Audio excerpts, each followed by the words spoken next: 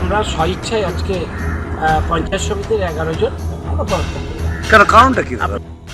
দক্ষিণ দিনাজপুর জেলার বংশীহারি ব্লকের বংশীহারি পঞ্চায়েত সমিতিতে বড় রাজনৈতিক চমক। পঞ্চায়েত সমিতির সভাপতি গণেশ প্রসাদ সহ সভাপতি রীতা মাহাতো সহ মোট 15 জন সদস্য একসঙ্গে পদত্যাগ করলেন। জানা গিয়েছে বংশীহারি পঞ্চায়েত সমিতিতে মোট সদস্য সংখ্যা 12 জন। এর মধ্যে একজন বিজেপির এবং বাকি 11 জন তৃণমূল কংগ্রেসের সদস্য ছিলেন। রাজ্যে রাজনৈতিক পালাবদলের আবহের মধ্যে বৃহস্পতিবার গঙ্গারামপুর মহকুমা দপ্তরে গিয়ে ডেপুটি ম্যাজিস্ট্রেট অরিজিৎ দাসের হাতে পদত্যাগপত্র তুলে দেন সভাপতি সহ 11 জন সদস্য। তবে পদত্যাগের কারণ হিসেবে সদস্যরা ব্যক্তিগত সমস্যার কথা উল্লেখ করেছেন। যদিও এই বিষয়ে মুখ খুলতে চাননি বংশীহারি পঞ্চায়েত সমিতির সভাপতি গণেশ প্রসাদ। তবে তিনি জানান, বিজেপির ভালো কাজকর্ম দেখে তারা এই পদত্যাগের সিদ্ধান্ত নিয়েছেন।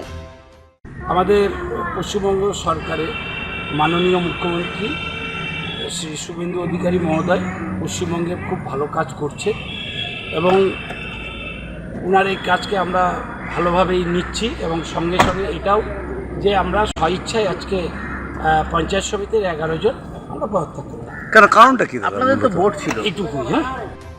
বুনিয়াদপুর থেকে চঞ্চল মজুমদারের রিপোর্ট, নিউজ টুডে।